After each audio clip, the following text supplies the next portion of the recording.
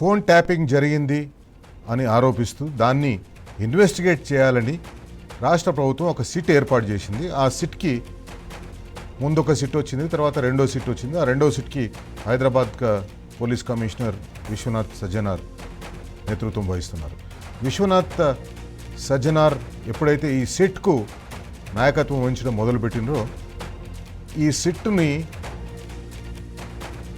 అధికారంలో ఉన్న కాంగ్రెస్ పార్టీకి ఏ రకంగా ఉపయోగపడాలో ఆ రకంగా ఉపయోగపడేటట్టుగా ఆ సిట్లో క్వశ్చన్ చేసిన తర్వాత ఎవరినైతే విట్నెస్లను పిలిపిస్తున్నారో విట్నెస్లను క్వశ్చన్ చేసిన తర్వాత వీళ్ళు మీడియాకు లీకులు ఇస్తున్నారు.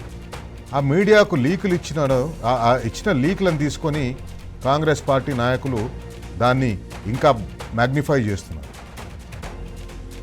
నిన్న కేసీఆర్ గారిని 5 గంటల పాటు ప్రశ్నించిన తర్వాత కూడా రాత్రి 10:30 గంటలకు అంటే 7-7:30 గంటల ప్రాంతంలో క్వశ్చనింగ్ అయిపోయింది. విట్నెస్గా పిలిపించిన కేసీఆర్ గారిని క్వశ్చన్ చేయడం 7:30 గంటల ప్రాంతంలో అయిపోయింది. ఆ తర్వాత ఒక 3:30 గంటల తర్వాత సిట్ చీఫ్ సజ్జనార్ గారు ఒక ట్వీట్ చేసిండు. ఆ ట్వీట్ పట్ల యంత్రాలు ఉన్నాయి. భరత్ కుమార్ గారు ఉన్నారు మనతో. భరత్ గారు ఆ ట్వీట్ చేసిండ్రు. ఆ ట్వీట్ మీరు చూసే ఉంటారు. Gajwel MLA, farmer chief minister. Assembly records ప్రకారం ఏ అడ్రస్ ఉంటే ఆ అడ్రస్కి తీసుకుపోయి మేము నోటీసులు ఇస్తున్నామని చెప్పేసి అసెంబ్లీ రికార్డ్స్ అక్కడ తీసుకున్నారు.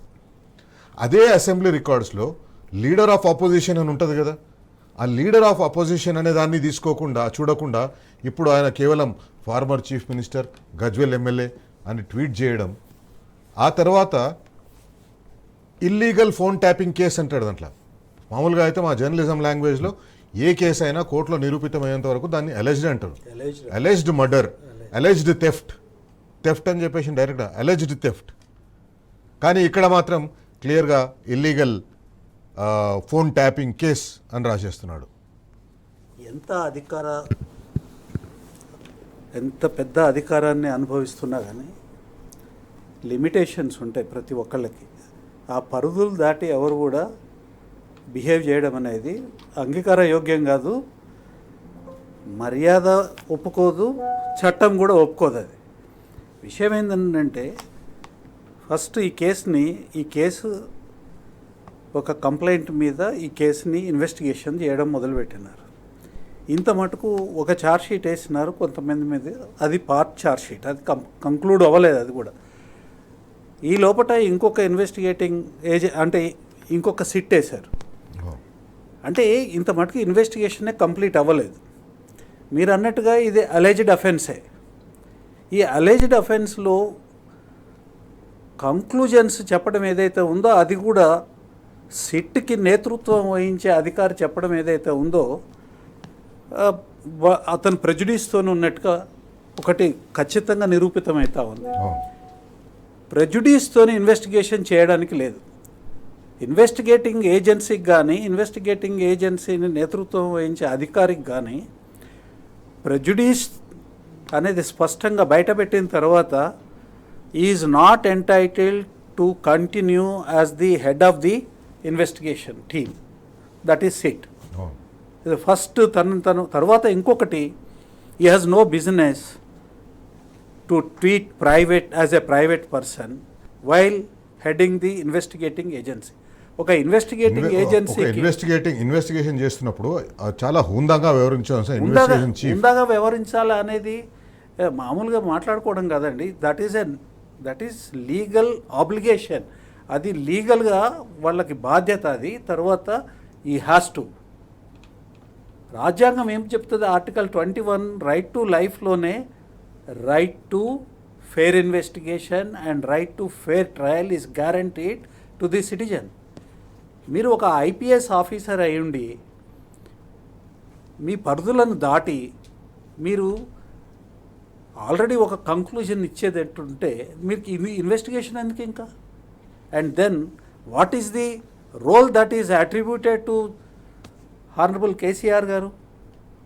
ద రోల్ అట్రిబ్యూటెడ్ అడ్మిటెడ్లీ ఏంటంటే 160 సిఆర్పిసి కింద విట్నెస్ని ఎగ్జామిన్ చేస్తామన్నారు. మరి విట్నెస్ని ఎగ్జామిన్ చేసినప్పుడు విట్నెస్ ఎవరైతారు విట్నెస్? కోఆపరేట్ చేసేవాళ్ళే విట్నెస్ అవుతారు. ఇన్వెస్టిగేషన్ కోఆపరేట్ చేశాడు, ఇన్వెస్టిగేషన్కి కోఆపరేట్ చేస్తూ ఉన్నాడు. తను ఏజ్లో 70 సంవత్సరాలు దాటి ఉన్నాయి. తర్వాత ఆయన ఒక చరిత్ర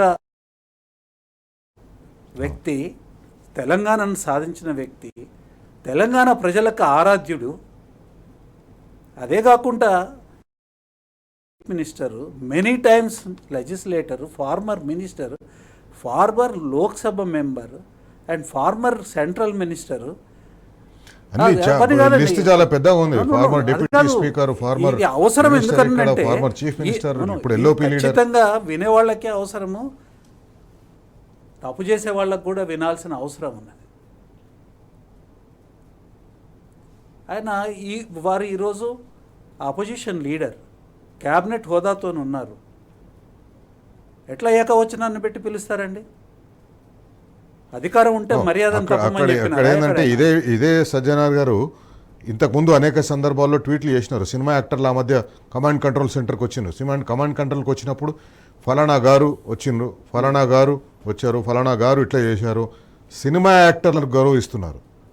మొన్న ఒక పాప్ సింగర్, విజయవాడకు చెందిన ఒక పాప్ సింగర్ ఏదో చేస్తే ఆమెకు రిప్లై ఇస్తూ గారు అని చెప్పేసి సంబోధించింది. నేను అనేది ఏంటంటే ప్రతి సిటిజన్కి కూడా గౌరవించాల్సిన బాధ్యత అధికారులకు ఉన్నది. కోర్టు తేల్చే వరకు మీరు ఇన్వెస్టిగేషన్ చేసి ఫైల్ చేయగానే యాజ్ ఇట్ ఈస్గా that charge sheet will not be taken into consideration అండి. ఆ ఛార్జ్ షీట్ కూడా కరెక్ట్గా ఉన్నదా లేదా అనేది అదొక ప్రాసెస్ ఉంటుంది. You can argue on it. ఈ ఛార్జ్ షీట్ కరెక్ట్గా ఉంది, ఛార్జ్ షీట్ కరెక్ట్గా లేదు, తర్వాత దీనికి ఏదైతే ఛార్జెస్ వీళ్ళు అలెజ్ చేస్తున్నారో దానికి వీళ్ళు చేసిన ఇన్వెస్టిగేషన్లో బేసిస్ ఉన్నది లేది అనేది కూడా అదొక ప్రాసెస్. దాని మీద కూడా ఆర్గ్యుమెంట్స్ ప్రజెంట్ చేయొచ్చు, పాయింట్స్ కోర్టుకు చూపించవచ్చు. ఆ తర్వాతనే ఛార్జ్ షీట్ని కాగ్నిజెన్స్లోకి తీసుకుంటారు. కాగ్నిజెన్స్ తీసుకున్న ఛార్జ్ షీట్ మీద ఛార్జెస్ ఫ్రేమ్ చేస్తారు. అండ్ ఎవరైతే అలెజ్ చేస్తున్నారో వాళ్ళు ఎవిడెన్స్ని పెట్టాలి. పెట్టిన తర్వాత కోర్టు డిసైడ్ చేస్తుంది. డిఫెన్స్కి క్రాస్ ఎగ్జామిన్ చేసే అధికారం ఉంటుంది, తర్వాత ఆ హక్కు ఉంటుంది.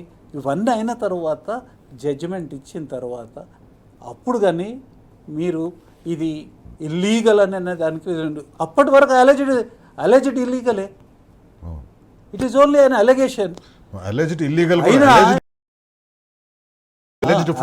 ఫోన్ ట్యాపింగ్ జరిగిందని ఆరోపిస్తున్నారు. అంటే ఇంత విచ్చలవిడిగా పదజాలాన్ని వాడేదానికి అది కూడా పర్సనల్ ట్వీట్లో వాడుతున్నాడు అంటే is definitely prejudiced against particular person and people.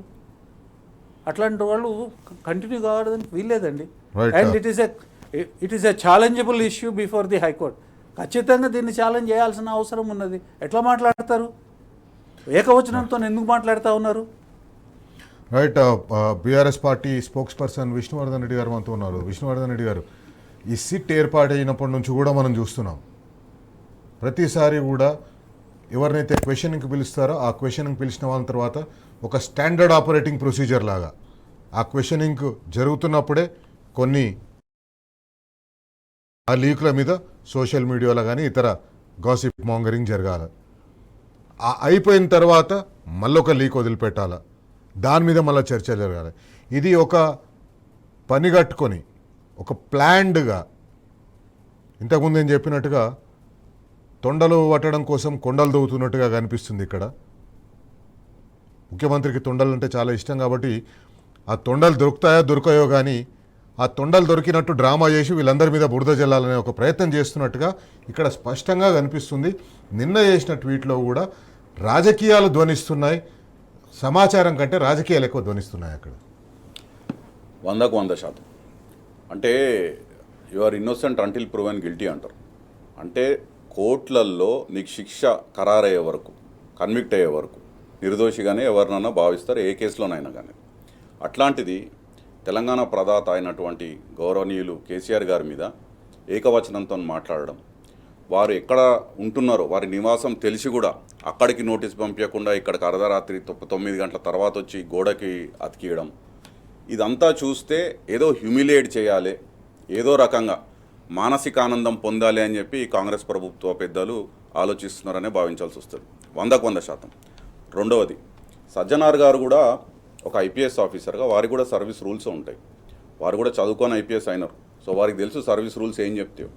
మీరు ఒక బాధ్యతాయుతమైనటువంటి పదవిలో ఉన్నప్పుడు you should set an example. మీరు సమాజానికి ఒక ఎగ్జాంపుల్ సెట్ చేయాలి, మీకుందున్న ఆఫీసర్స్కి మీరు ఎగ్జాంపుల్ సెట్ చేయాలి. కానీ ఈ ప్రభుత్వంలో దౌర్భాగ్యం ఏంటిదంటే పోలీస్ అధికారులే కాంగ్రెస్ పార్టీ కార్యకర్తల్లాగా, కాంగ్రెస్ పార్టీ కండువాలు వేసుకోలేదు తప్ప కాంగ్రెస్ పార్టీ కార్యకర్తల్లాగా వాళ్ళ నరేటివ్స్, వాళ్ళ ప్రభుత్వ పెద్దల ముఖాలలో కళ్ళల్లో ఆనందం చూడడానికి ఒక విష సంస్కృతిని కొత్తగా తీసుకొచ్చారు తెలంగాణలోకి. ఎందుకంటే గత కేసీఆర్ ప్రభుత్వంలో 9.5 సంవత్సరాలు ఎప్పుడు చూడలేదు ఇట్లాంటిది. పోలీస్ అధికారులు కానీ అబ్యూజ్ ఆఫ్ పవర్ చేయడం కానీ ఇట్లాంటివి.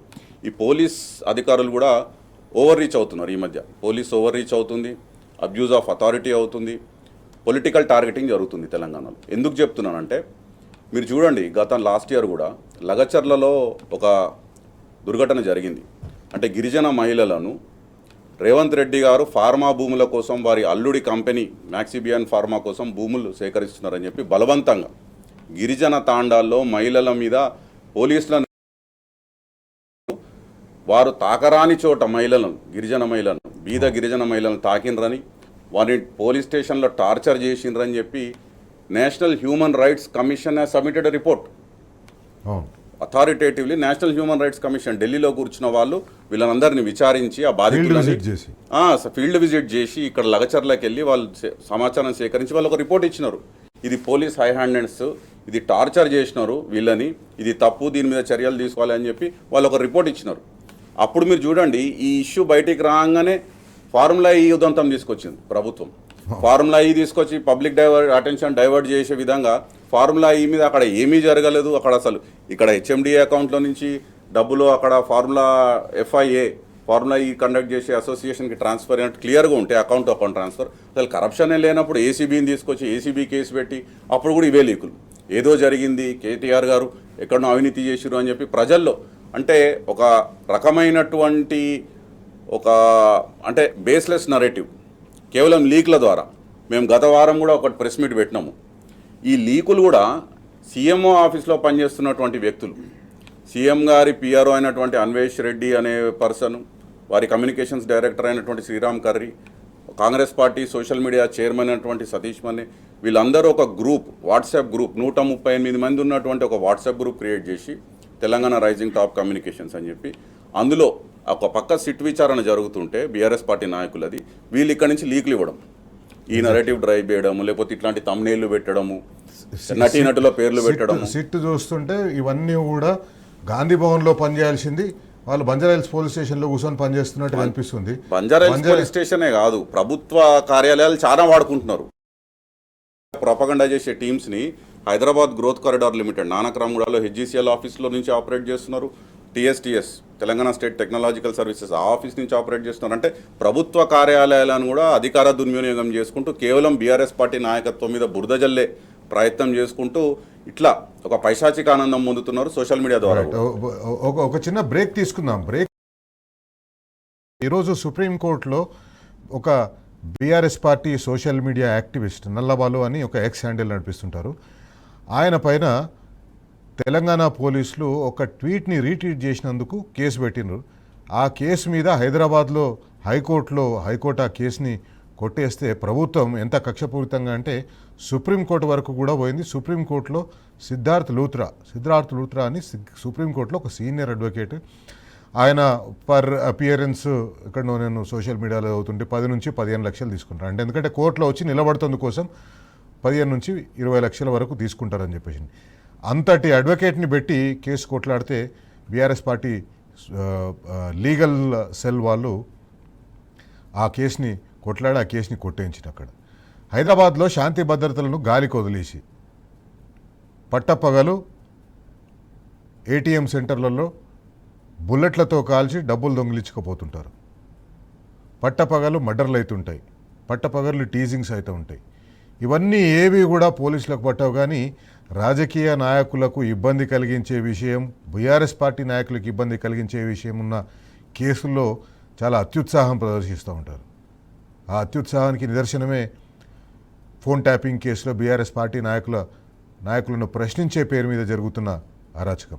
ఫోన్ ట్యాపింగ్ కేసులో సిట్ పేరుతో పోలీసు అధికారులు, రాజకీయ నాయకులు అంటే ప్రత్యేకించి అధికారంలో ఉన్న కాంగ్రెస్ పార్టీ నాయకులు ఇద్దరూ కలిసి కూడా ప్రతిపక్ష పార్టీ మీద బురద జల్లడం కోసం, ప్రతిపక్ష పార్టీని ఇబ్బందులకు గురి చేయడం కోసం, ప్రతిపక్ష పార్టీ కోసం గొంతు పీపి మాట్లాడుతున్న వారిని ఇబ్బంది పెట్టడం కోసం అనేక రకాలుగా ఈ ఇన్వెస్టిగేషన్ని వాడుకుంటున్నాయి. ఇన్వెస్టిగేషన్ని వాడుకుంటున్న క్రమంలో ఇండైరెక్ట్గా, డైరెక్ట్గా కొన్ని సందర్భాల్లో కాంగ్రెస్ పార్టీ నాయకులకు హెల్ప్ చేస్తున్నారు. కాంగ్రెస్ పార్టీ నాయకులు మున్సిపల్ ఎలక్షన్లు వచ్చినాయి. ఇప్పుడు మున్సిపల్ ఎన్నికల కోసం రేపు నామినేషన్స్ విడ్రాల్ పూర్తిగానే పూర్తిస్థాయి ప్రచారం మొదలవుతుంది.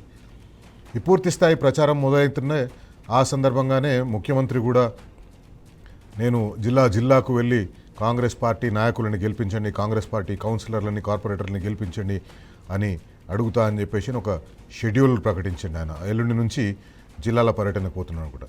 ఖచ్చితంగా ప్రతి జిల్లాకు పోయినప్పుడు, ఏ జిల్లాకు పోయినా ఆయన ఇవన్నీ విషయాలు మాట్లాడతాడు.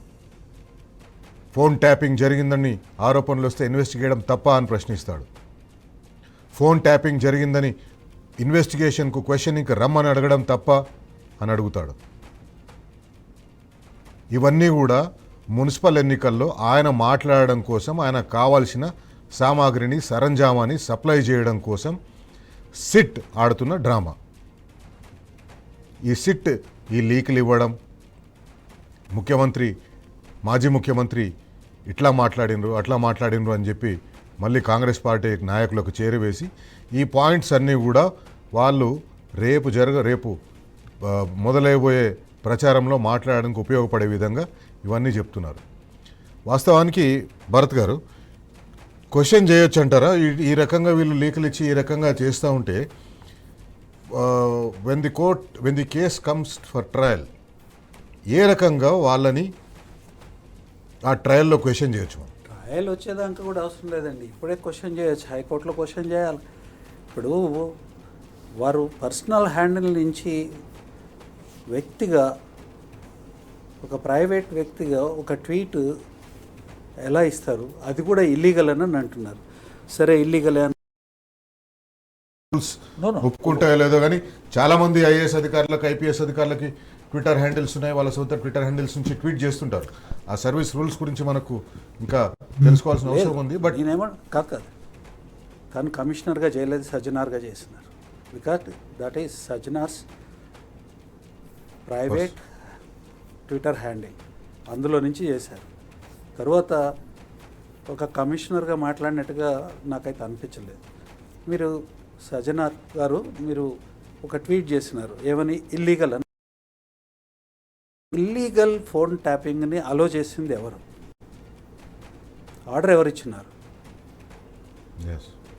వాళ్ళని ఎగ్జామిన్ చేసినారా? అప్లికేషన్ ఎవరు పెట్టినారు? తర్వాత దాన్ని పర్మిషన్ ఇచ్చిన వాళ్ళు ఎవరు? వాళ్ళని ఎగ్జామిన్ చేశారా మీరు? ఎందుకు చేయలేదు? ఇల్లీగల్ అని అంటున్నారు కదా, వాళ్ళని ఖచ్చితంగా చేయాలి కదా. పర్మిషన్లు ఇప్పుడు ఇల్లీగల్ ఫోన్ వాళ్ళని ప్రశ్నించాలి కదా. ఎందుకు మీరు ఇల్లీగల్ ఫోన్ ట్యాపింగ్కి పర్మిషన్ ఇచ్చినారు? దీనికి ఎవరు అప్లికేషన్ పెట్టినారు? ముందుగా వాళ్ళని చేయాలి. వాళ్ళని చేయకుండా ఒక సాక్షిగా కేసీఆర్ గారిని పిలిచారు. మీరు చేయవలసిన వాళ్ళని ఎందుకు వదులుతున్నారు? తరువాత సాక్షిగా వచ్చిన వ్యక్తిని ఏకవచనంతో అవమానపరిచేటట్టుగా ఎందుకు మాట్లాడుతున్నారు? వీటన్నిటినీ ఒక పద్ధతిలో కనుక అర్థం చేసుకుంటే మీకు నిష్పక్షపాతంగా ఇన్వెస్టిగేషన్ చేసే ఉద్దేశం ఉన్నట్టుగా అనిపించట్లేదు. ఒక వ్యక్తిగా నేను ఒక సిటిజన్గానే, ఇంట్రెస్టెడ్ సిటిజన్గానే నేను దాన్ని పరిశీలిస్తే వారికి కేసీఆర్ గారి మీద చాలా ప్రెజుడీస్ ఉన్నట్టుగా అనిపించింది. ఇల్లీగల్ ఏందండి?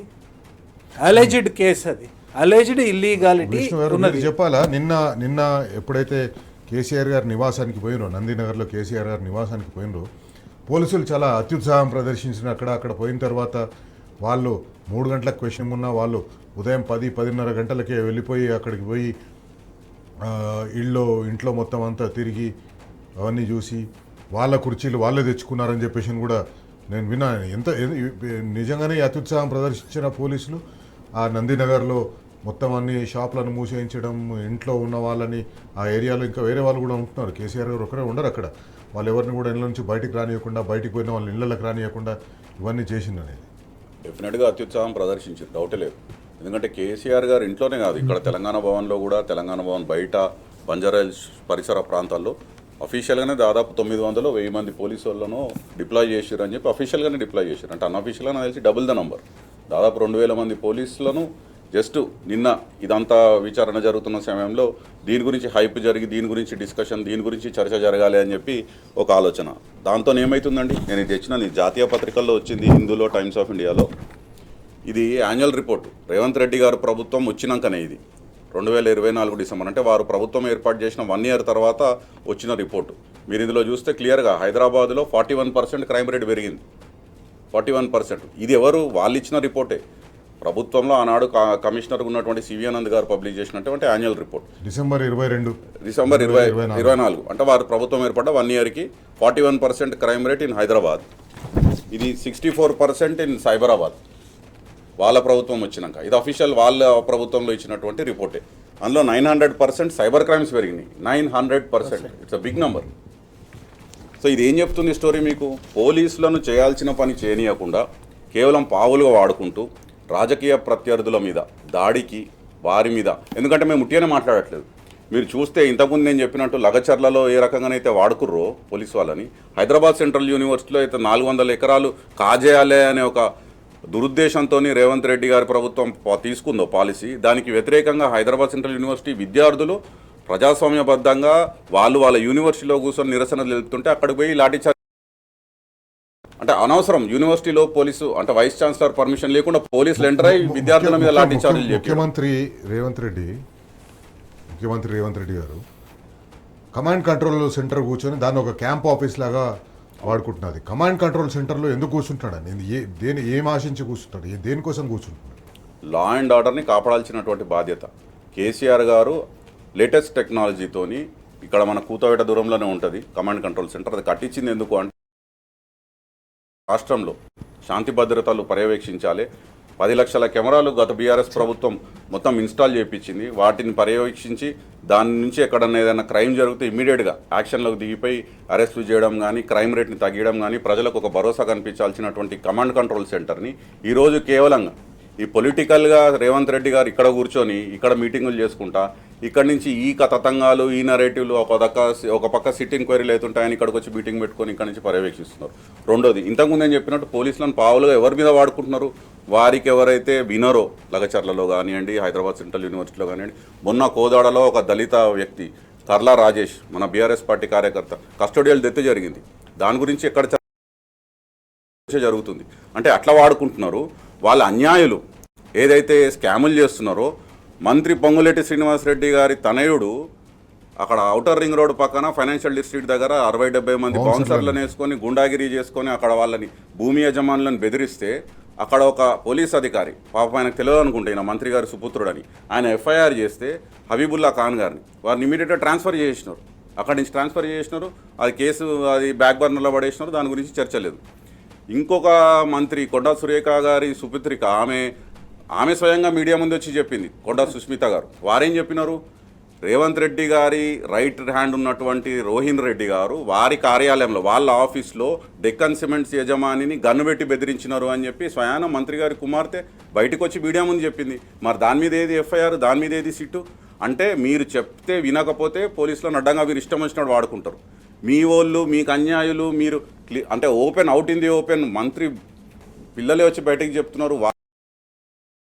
మాత్రం ఎఫ్ఐఆర్లు ఉండవు, ఎటువంటి విచారణ ఉండదు. కాబట్టి మేము చెప్పేది ఏంటంటే పోలీస్ వ్యవస్థను భ్రష్టు పట్టించి రేవంత్ రెడ్డి ప్రభుత్వం కేవలం political vendetta, political which hunting, రాజకీయ నాయకులను, బీఆర్ఎస్ పార్టీ నాయకులను, ముఖ్య నాయకులను వాళ్ళని వేధించాలి, వాళ్ళ క్యారెక్టర్ అసాసినేషన్ చేయాలి, వారి ప్రతిష్టకు భంగం కల్పించే విధంగా వీళ్ళ చర్యలు కనబడుతున్నాయి.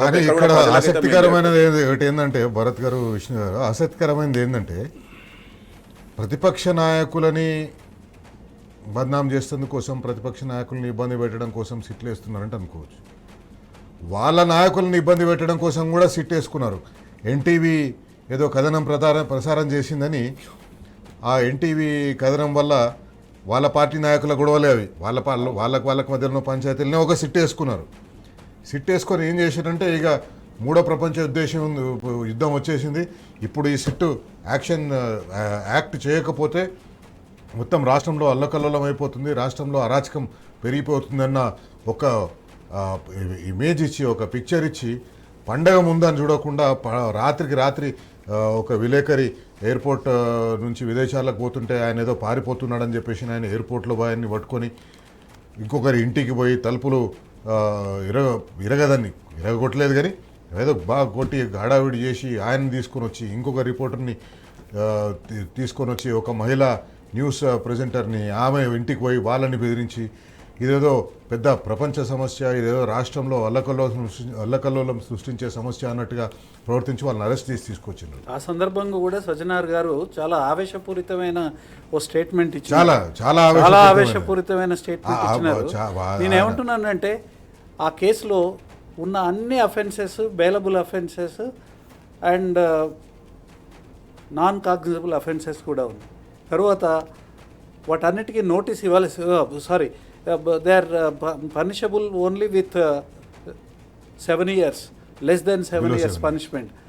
అట్లాంటి వాటిలలో నోటీస్ ఇవ్వాలి, అరెస్ట్ చేయడానికి వీలు లేదని చట్టం ఉన్నది, సుప్రీంకోర్టు కూడా చెప్పింది, హైకోర్టు కూడా చెప్పింది. అట్లాంటి వాటిలలో నోటీస్ కూడా ఇవ్వకుండా ఎయిర్పోర్ట్కు పోయి పట్టుకొని రావడము, ఇళ్లకు పోయి దూరి చేయడము, ఇట్లాంటి కేసులే నిజంగా జరిగిన కేసులు ఇవిగా. ఆ కేసు నిజంగానా కాదా తెలియదు. ఎవరైతే బాధితులు ఉన్నారో అట్లాంటి ఒక 100 పిటిషన్లు పోలీసులు కాగ్నిజెన్స్ కూడా తీసుకోలేదు. కంప్లైంట్లు ఇస్తే ఇదే సైబర్ క్రైమ్, ఇక్కడ ఇస్తే అక్కడికి పొమ్మంటారు, అక్కడ ఇస్తే ఇక్కడికి పొమ్మనంటారు, బంజారాయిల్స్ పోండి, జూబ్లీహిల్స్కి పోండి, మొత్తం మీద కంప్లైంటే తీసుకోరు. ఎందుకనంటే ఇది చాలా ఇంపార్టెంట్ విషయం. దగ్గర 100 కేసులు హైదరాబాద్లో ఉన్న ఇది ఈ సైబర్ క్రైమ్స్ పోలీస్ స్టేషన్ ఏదైతే ఉందో వాళ్ళు రిఫ్యూజ్ చేస్తూ ఉన్నారు.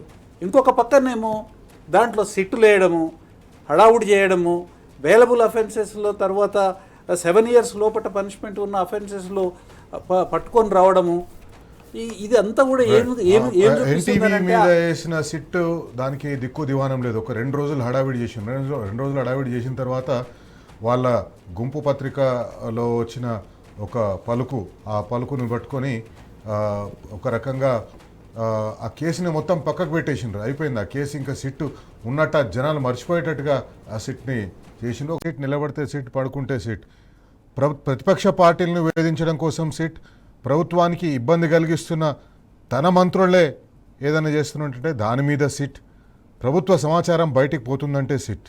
విష్ణువర్ధన్ రెడ్డి గారు, ఇప్పటికీ దాదాపు ఒక 1/2 డజన్ పైగా సిట్లు అయిపోయినట్టున్నాయి మన రాష్ట్రంలో.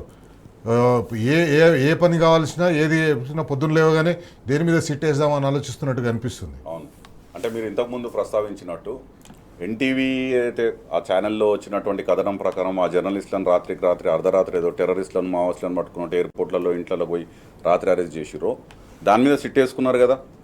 అక్కడ వాళ్ళు ప్రచురించిన టెలికాస్ట్ చేసిన కథనం ఏంది? మంత్రుల మధ్యలో వచ్చిన వాటాల పంచాయతీ. అది ఒక మంత్రికి ఇంకో మంత్రికి పోటీ పడి ఆ కాంట్రాక్ట్ ఎవరికి కావాలి, బొగ్గు కుంభకోణం చేసే దాంట్లో ఎవరు వాటాలా ఎంత అనే తేడాలో అది బయటపడ్డది. ఆ కథనం బయటపడ్డందుకు సిట్ వేసినారు. ఇంకో గమ్మత్తైన విషయం ఏంటిదంటే రీసెంట్గానే ఈ హిల్ టీపీ పాలసీ వచ్చింది, Hyderabad industrial land transformation policy. KTR గారు ఆ పాలసీ ద్వారా దాదాపు 5 లక్షల కోట్ల విలువైనటువంటి భూములు హైదరాబాద్ నడిబొడ్డున 10,000 ఎకరాలు ఇండస్ట్రియల్ ల్యాండ్స్ ఏవైతున్నాయో వాటిని తన అన్యాయులకు, కావాల్సిన వాళ్లకు, అన్నదమ్ములకు, బావలకు, బావమరుదులకు వాళ్ళ కళ్ళల్లో ఆనందం చూడడానికి రేవంత్ రెడ్డి గారు కట్టబెట్టబోతున్నారు. ఇది పాలసీ రాబోతున్నది. దీని ద్వారా తీరాని అన్యాయం జరుగుతుంది.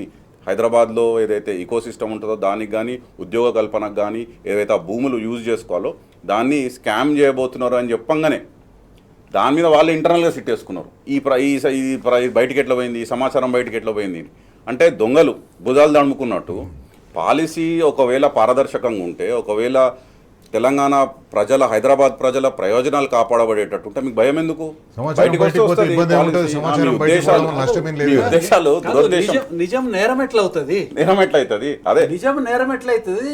నేరం కాని దాని మీద సిట్ ఏంది? సీట్ అయింది. మళ్ళీ వాళ్ళ ప్రభుత్వంలో వాళ్ళ ఇన్ఫర్మేషన్ బయటికి ఎట్లా పోయిందంటే అందులో ఏదో లోపం ఉంది, అది ప్రజలు అలర్ట్ అవుతుర్రు, ప్రతిపక్షాలు టేకప్ చేసినాయి అని చెప్పి భయం ఒకటి. రెండవది అంటే ఇప్పుడు మీరు అంతా చూస్తే పోలీస్ వ్యవస్థని వీళ్ళు ఇట్లా వాడుకుంటున్నారు కాబట్టి, రాజకీయంగా వాడుకుంటున్నారు కాబట్టి, ఒక పక్క ఏం జరుగుతుంది, హైదరాబాద్లో ఎప్పుడు కని విని ఎరగని విధంగా ఈ మధ్య గన్ కల్చర్ పెరిగింది బాగా. గన్ కల్చరు, డ్రగ్స్ కల్చరు ఉట్టిగానే మాట్లాడతలేం మనం. ఒక 2-3 నెలల ముందు చందానగర్లో పొద్దున డే లైట్లో జ్యువెలరీ షాప్ ముందు గన్ను పెట్టి బెదిరించి అక్కడ జ్యువెలరీ దొంగతనం చేసుకొని మీరు. నిన్నగాక మొన్న కోటిలో, హైదరాబాద్ నడిబొడ్డు ఉన్నటువంటి కోటిలో తుపాకీతో కాల్చి 6 లక్షల రూపాయలు తీసుకొని బ్రాడ్ డేలైట్లో వెళ్ళిపోయినారు. డ్రగ్స్, గాంజాయి తరలించే డ్రగ్ పెడ్లర్లు, ఎక్సైజ్ కానిస్టేబుల్ ఆమె పాపం మరణించింది. స్వామి, ఆమె పోలీసులు చాలా నిర్దేశాలు బిజీ ఉన్నారు. విష్ణువర్ధన్ రెడ్డి గారు, పోలీసులు చాలా బిజీ ఉన్నారు. వాళ్ళకి చాలా చాలా పెద్ద పెద్ద పూర్తిగా కేసులు వాళ్ళకి.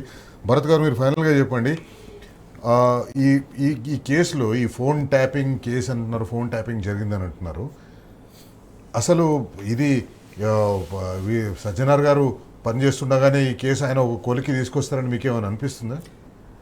నన్ను అడిగితే మాత్రం పర్సనల్ ఒపీనియన్, లీగల్గా కూడా ఆయన ప్రెజుడ్యూస్ అయి ఉన్నారండి.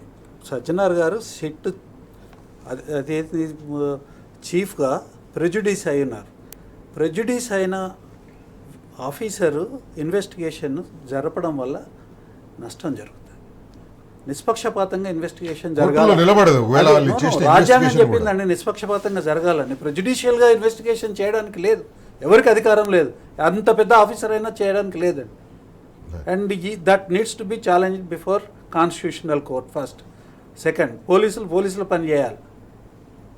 తర్వాత మీరు కేసీఆర్ని విమర్శించేదానికో లేకపోతే చిన్నబుచ్చాలని అనుకుంటే, మీరు చిన్నబుచ్చదలుచుకుంటే మీరు మీ ఇష్టం ఉన్నట్టు మాట్లాడండి, దానికి మీకు హక్కు అధికారం ఉంటుంది, పర్యవసానాలు కూడా ఉంటాయి.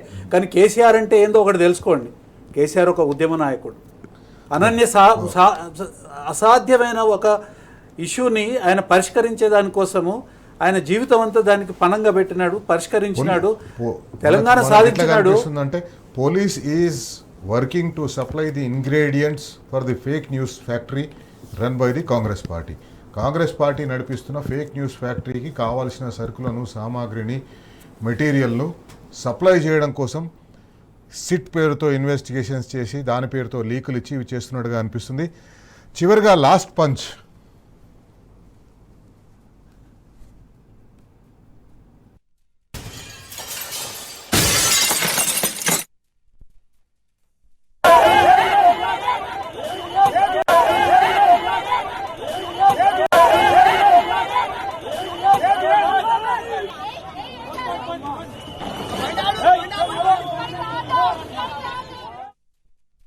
నిన్న కేసీఆర్ గారిని సిట్ ప్రశ్నిస్తున్న సందర్భంలో తెలంగాణ భవన్ చుట్టుపక్కల భావోద్వేగ పరిస్థితులు నెలకొన్నాయి. రాష్ట్రం నలుమూలల నుంచి నాయకులు, కార్యకర్తలు తెలంగాణ భవన్లో ఒక ఉద్విగ్నభరితమైన వాతావరణం ఉంది. కేసీఆర్ గారిని విచారణ పేరుతో ఇట్లా వేధించడం పట్ల బీఆర్ఎస్ పార్టీ శ్రేణులందరూ చాలా ఆగ్రహంతో ఉండే. ఏబిఎన్ ఆంధ్రజ్యోతికి సంబంధించిన ఒక కెమెరామెన్, ఒక రిపోర్టర్ ఇంతకు ముందే ఏబిఎన్ ఆంధ్రజ్యోతికి బీఆర్ఎస్ భవన్లో జరిగే కార్యక్రమాలు మీరు కవర్ చేయవలసిన అవసరం లేదు, మీరు రావద్దు అని చెప్పి ఒక పత్రికా ప్రకటన ద్వారా స్పష్టంగా చెప్పడం జరిగింది. అయినా కూడా ఇక్కడ ఉద్విగ్న పరిస్థితులు ఉన్నాయని తెలిసినా కూడా ఒక వార్త క్రియేట్ చేసుకోవాలి. ఏబిఎన్ ఆంధ్రజ్యోతి రిపోర్టర్ల మీద దాడి జరిగింది అని ఒక వార్త క్రియేట్ చేసుకోవడం కోసం విల్ఫుల్గా కావాలని ఆ రిపోర్టర్లను తెలంగాణ భవన్లోకి పంపించే ప్రయత్నం చేస్తుంటే తెలంగాణ రాష్ట్ర సమితి, భారత రాష్ట్ర సమితి కార్యకర్తలు ఆ రిపోర్టర్ని వాళ్ళని మిమ్మల్ని బ్యాన్ చేశారు, మిమ్మల్ని రావద్దన్నారు, మీరు ఎందుకు వచ్చిరు అని చెప్పేసి వాళ్ళని పంపించే ప్రయత్నం చేస్తే వాళ్ళు అట్లాగే బలవంతంగా చొచ్చుకు రావడం కోసం ప్రయత్నించారు. ఆ ప్రయత్నించిన సందర్భంలో బీఆర్ఎస్ కార్యకర్తలు కొందరు వాళ్ళని తోసేయడం జరిగింది. దాన్ని ఏబిఎన్ ఆంధ్రజ్యోతి చాలా పెద్దగా మా రిపోర్టర్ మీద దాడి జరిగింది, మా రిపోర్టర్ని దాడి చేశారు. తక్కలపల్లి రవీంద్రరావు గారిని మీరు ఆహ్వానించారు, మీరు ఆహ్వానించి ఆయనని గెట్అవుట్ అన్నారు. ఇక్కడ మిమ్మల్ని రావద్దని చెప్పిండ్రు. మీరు రావద్దని చెప్పిన తర్వాత కూడా మీరు వచ్చే ప్రయత్నం చేస్తే మిమ్మల్ని రావద్దు అని చెప్పేసి అంటే గెట్అవుట్ అంటే మీరు దాన్ని ఏదో మా మీద దాడి జరిగిందని మా మీద దాడి చేసిందని చెప్పుకోవడం ఇది అత్యంత దుర్మార్గం. ఇది మీకు పద్ధతి కాదు. రావద్దన్నప్పుడు రావద్దనే దానికి గౌరవించాలి. ఒక వ్యక్తి ఎవరినైనా మా దగ్గరికి రావద్దు, మా ఇంటికి రావద్దు, లేదా మా ఆఫీస్కి రావద్దు అని చెప్పేసి అంటే దాన్ని గౌరవించాలి. నీకేదో హక్కు ఉన్నట్టుగా నేను వస్తాను, ఎక్కడికంటే అక్కడ వస్తాను, నా మీద దాడి చేస్తే దాడి చేస్తే దాని మీద విమర్శలు, దానికి తోడుగా భారతీయ జనతా పార్టీకి సంబంధించిన నాయకులు దాన్ని ఖండించడం, భారతీయ జనతా పార్టీ ఆఫీస్కి మీరు కొందరిని రావద్దని చెప్పేసి అని మీరు ఒక లిస్ట్ తయారు చేసుకున్నారు. అక్కడ వాళ్ళు వస్తే కూడా మీరు ఏమన్నారా? వాళ్ళని బయటికి పంపించే ప్రయత్నం చేయారా? బయటికి పంపించే ప్రయత్నం చేయలేదా ఇంతకుముందు? ఎందుకు మరి ఏబిఎన్ ఆంధ్రజ్యోతిని బీఆర్ఎస్ పార్టీ ఆఫీస్లోకి రావద్దు అని చెప్పినా కూడా వాళ్ళు వచ్చిన తర్వాత వాళ్ళ మీద కార్యకర్తలు వాళ్ళను రావద్దని చెప్పేసి నిలువరిస్తుంటే ఎందుకు ఈ రకమైన ప్రయత్నం చేసిండ్రు? బరాబర్ అడుగుదాం కార్యక్రమాన్ని మీరు యూట్యూబ్లో కూడా చూడొచ్చు. T news YouTube handle T news Telugu, అట్లాగే ఫేస్బుక్ టీ న్యూస్ తెలుగు ఫేస్బుక్లో, T news Telugu Instagram, T news Telugu X హ్యాండిల్లో చూడొచ్చు. ఈ కార్యక్రమానికి సంబంధించిన హైలైట్స్ అన్ని కూడా నా వ్యక్తిగత X handle Shailesh Reddy speaks @Shailesh Reddy, ఈ హ్యాండిల్లో కూడా ఈ కార్యక్రమాలను చూడవచ్చు. ఇది ఇవాల్టి బరాబర్ అడుగుదాం. మళ్ళీ రేపు సాయంత్రం ఇదే సమయానికి మరొక అంశంతో ఈ రాష్ట్ర ప్రభుత్వాన్ని, ఈ తెలంగాణ రాష్ట్రాన్ని పట్టి పీడిస్తున్న కాంగ్రెస్ పార్టీని బరాబర్ అడుగుదాం.